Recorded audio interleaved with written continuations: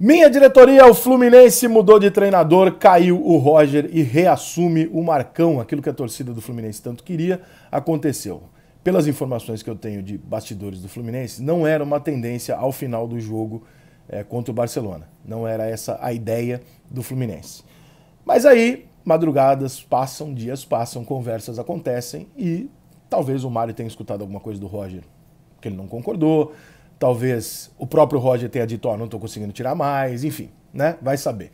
Fato é que de Barcelona para cá, de Guayaquil para cá, o Fluminense mudou de ideia, o que poderia ser esperado até segunda ou quinta-feira, porque o que o Roger vai cair em alguma hora, acho que tá meio evidente, né? O Roger não tá lá essas coisas, o torcedor não gosta dele e tem a sombra do Marcão ali aparecendo, que embora não seja uma contratação bombástica, dentro do Fluminense o Marcão é uma unanimidade, todo mundo adora o Marcão. Eu adoro o Marcão. Todo mundo adora o Marcão. Como pessoa, tal, como profissional, todo mundo gosta muito do Marcão. É difícil você convencer o Marcão a abrir mão da estabilidade que ele tem de profissional do Fluminense para se tornar um treinador, sabendo que em 4, 5 jogos ele pode estar na rua amanhã, porque a vida de treinador no Brasil é essa pica. Então, é difícil, como foi difícil no São Paulo convencer o Milton Cruz e tal, é sempre muito complicado você fazer uma troca dessa num cara que tá ali, estabilizado, feliz da vida, mora aqui no Rio de Janeiro, tranquilo, né, perto da família e tal, ganhou o dinheiro dele jogando bola e tal, não deve estar precisando de muita coisa, enfim. Mas o Fluminense faz a troca que o torcedor queria. E faz a troca véspera, 2 dias antes do jogo contra o Atlético Mineiro no Campeonato Brasileiro, que vai ser muito difícil, mas muito difícil. Por quê?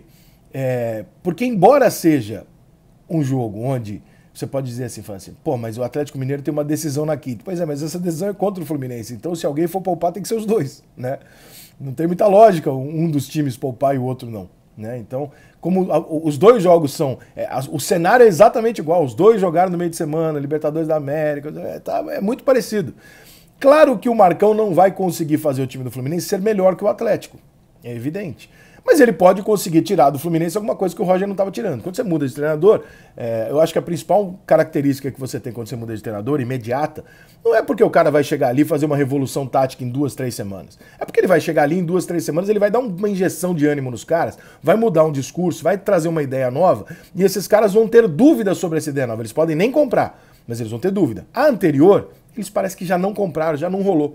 Então vai com aquela coisa meio tipo, eu sei que isso aqui não vai dar certo. Quando você chega com alguma coisa nova, é o fato novo, né? Do ambiente, do vestiário, no conceito, no treinamento e tal. Além dos jogadores reservas todos brilharem o olhinho, falando, opa, e se esse gostar mais de mim do que do titular? Então, tem uma mudança de ambiente muito forte no futebol, especialmente no futebol brasileiro, quando se troca de treinador. Eu não acho que a diretoria do Fluminense fez errado. Eu acho que a diretoria do Fluminense fez a coisa certa, né? Então, o ambiente do Roger está muito difícil, com torcida, enfim, com pressão e tal.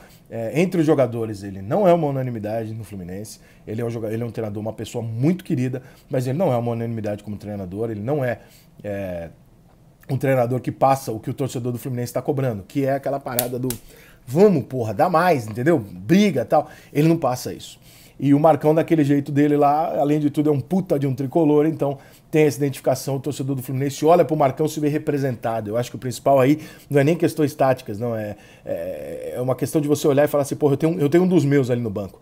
Eu sei que se eu estiver sofrendo, esse cara tá sofrendo. Eu sei que se eu quiser que esses caras corram mais, ele também tá achando a mesma coisa. Porque o Marcão é muito torcedor do Fluminense. Então, eu entendo a paixão do Fluminense e também entendo que o Fluminense não tinha nenhuma possibilidade hoje de uma opção melhor. Então a melhor coisa que você tem a fazer no meio de um campeonato é você voltar com aquilo que estava dando certo no final do ano passado, que já deu certo outras vezes. O Marcão sempre foi um cara que toda vez que precisou, funcionou. Então eu concordo com a diretoria do Fluminense em fazer essa troca agora. Não concordaria, como pediram alguns torcedores do Fluminense, na semana do jogo contra o Barcelona. Acho que não tem argumento. Mas quando o cara cai de uma competição, aí você tem assim, você tinha um cenário que era, classificou na Libertadores, classificou no Brasileirão para Libertadores, está bem na Copa do Brasil, está bem na Libertadores. Não dá pra chegar pro treino, não dá, gente, não dá. Por mais que vocês tenham razão no futebol e tal, não dá, administrativamente não dá pra chegar no cara e mandar o cara embora. Aí quando você cai na Libertadores, o cenário fica eliminado da Libertadores, mais ou menos, mais pra menos do que pra mais do Brasileirão, e tá na Copa do Brasil, onde eliminou o Criciúma. Opa! Ficou possível discutir. E aí eu acho que na hora que ficou possível discutir, o Mário deve ter chamado o Roger Falado, querido, não tá rolando. E aí o Roger não deve ter convencido o Mário de que ele ainda tinha alguma coisa ali para tirar da cartola, para tentar fazer as coisas melhorarem. E o Fluminense aposta numa retomada aí, tipo do ano passado, com motivação, com tudo isso que eu citei até agora para não ser repetitivo, para que o Campeonato Brasileiro leve o Fluminense novamente para a Libertadores. Impossível? Não, longe disso. Eu vou até clicar aqui para dar uma olhadinha aqui, porque eu já... Só para lembrar como é que tá a situação na tabela do Flu aqui. Não é. O Fluminense não tem o time que a torcida do Fluminense imagina ter, tá? Isso aí eu discuto o tempo todo. O Fluminense é 15º, ele está muito mais perto da zona de rebaixamento do que de alguma eventual classificação. Mas hoje estaria na Libertadores com 24, o Fluminense tem 17. Então, assim, não temos nenhum cenário absurdo ali. E nós estamos falando de Atlético Goianiense, Bragantino e Fortaleza entre esses primeiros.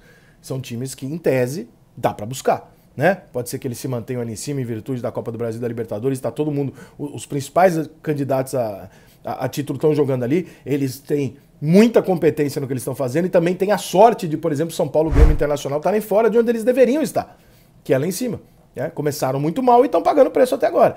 Então, provavelmente, algum time não muito provável vai se classificar para a Libertadores, mas o que não exclui uma retomada do Internacional, do Santos, do Corinthians, do São Paulo e até do Fluminense, porque a discrepância de ponto não é tamanha. Eu, se fosse torcedor do Fluminense, não sonharia tão alto assim. Eu acho que esse é um ano que o Fluminense fez até razoavelmente, um pouco mais do que se esperava dentro da Libertadores, tá chegando perto da Copa do Brasil. A tendência é perder para o Atlético Mineiro, sim.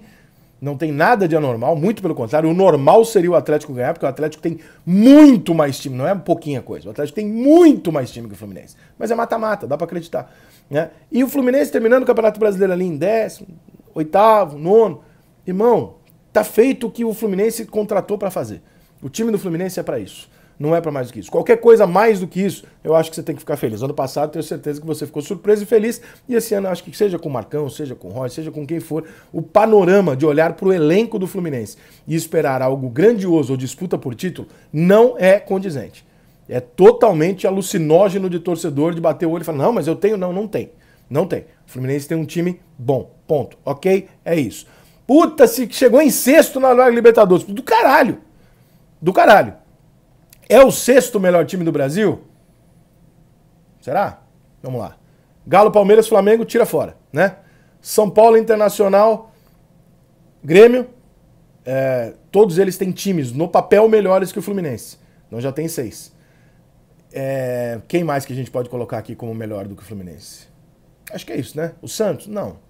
O Corinthians tem mais time que o Fluminense? Talvez com a chegada desses reforços tenha se tornado um time com nomes mais fortes que o Fluminense, sim.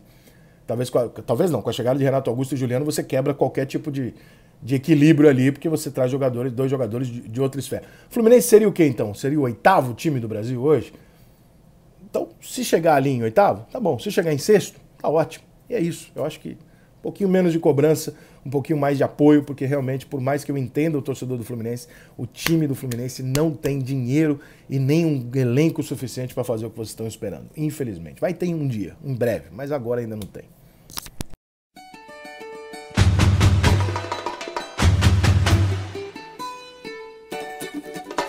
Mostrando a minha identidade, eu posso provar a verdade a essa gente.